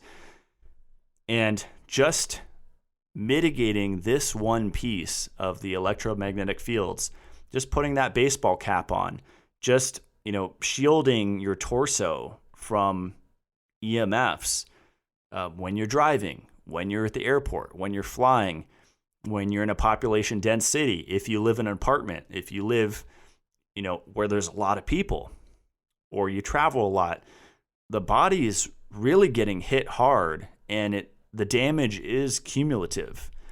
And I think it's that cumulative damage that people tend to overlook, because it's death by 1,000 cuts. It's not just, one day you get slammed all at once. It's a constant barrage assault on the body. So mitigation techniques that I focus on is magnesium shilajit, which helps to fortify the system at the mineral level, and then getting in the whole food vitamin C, the ruminant animal liver, like the beef liver, the oysters. So you get that bioavailable copper from those three things, the whole food vitamin C, and that helps to stabilize your system at an energetic level because it acts on the respiratory enzymes. All of the oxidase enzymes are all copper dependent. So if you plug the mineral piece in, which from what I've seen, everyone is mineral deficient, then you're able to fortify the system. And I believe that grounding works better if you're barefoot in the grass or at the beach or in the forest. I believe that the effect is more beneficial if your body has mineral balance. So check out DefenderShield. I'll put the link below, and you actually save a little bit of money if you use my discount code, which is MITO10, MITO10, and you save 10% on any of their products. I love all of them, especially their phone one. I use their little phone mount for my car and the little magnetic phone case that they sell. I love their beanie and their baseball cap and their blanket. Pretty much all their stuff is awesome. And if you've ever felt your hands burning, like I have when you hold your phone for a long time, then the protection gloves for $30, I think, are a really great investment. If for whatever reason you have to hold your phone, I think that's a great defense. But I thought it was funny when Daniel said no one's ever died from, getting cancer in their hand or whatever. So it's still affecting your cells and still affecting your bloodstream. And so I think the gloves are still a smart idea. And they even have the air tube headphones, because I know a lot of people are doing their calls over AirPods and wireless, headsets. And I think that's ridiculous and insane and leads to cancer and tons of other diseases that are not fun to experience. As always, if you want to support the show, you can go to matt-blackburn.com. I have my CLF protocol under the blogs. I have a recipe page with PUFA-free donuts, pancakes, and homemade gummies. And all of my recommended products are up there, most of which have discount codes. And lately, especially with the heat wave that's coming through, I've been really enjoying the Bi-Ocean Marine Plasma shots from Shen Blossom.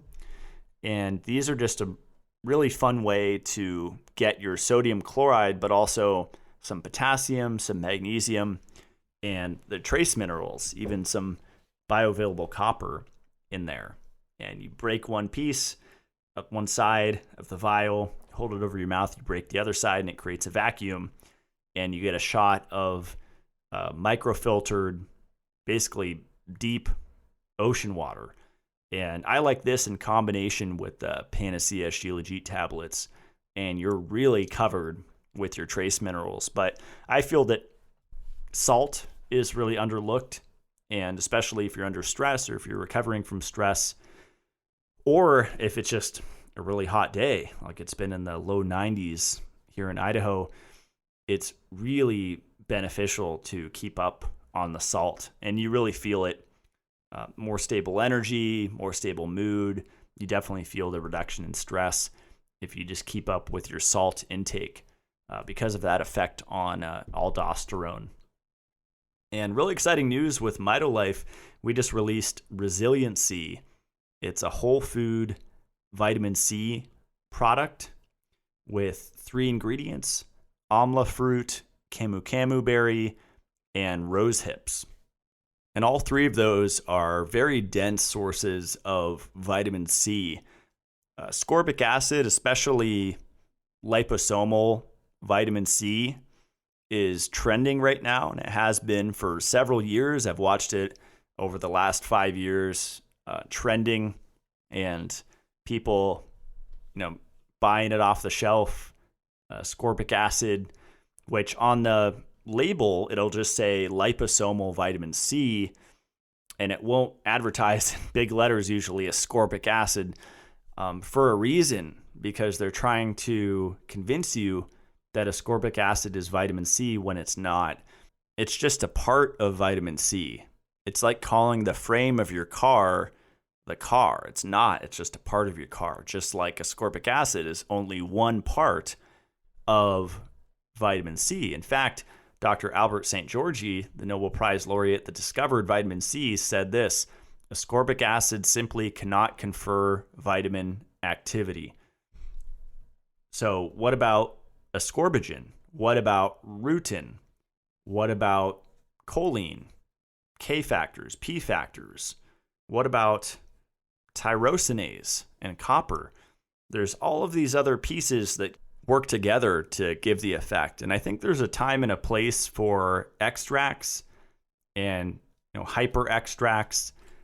Like, I'm a big fan of menaquinone 7, K2, vitamin K2. I'm a big fan of tocopherol, especially the alpha and the gamma. I like the mixed tocopherol. And those have been shown in the research to be very effective for especially lipid peroxidation, which is the big problem with PUFAs. And that really causes oxidative stress throughout the entire body and exacerbates pretty much every condition. But the cool thing about whole food vitamin C is it actually helps with that whole iron issue. The rutin in it actually prevents iron from binding to hydrogen peroxide. In doing so, it actually prevents what's called the Fenton reaction. And that breaks the chain reaction of causing extreme oxidative stress in the body.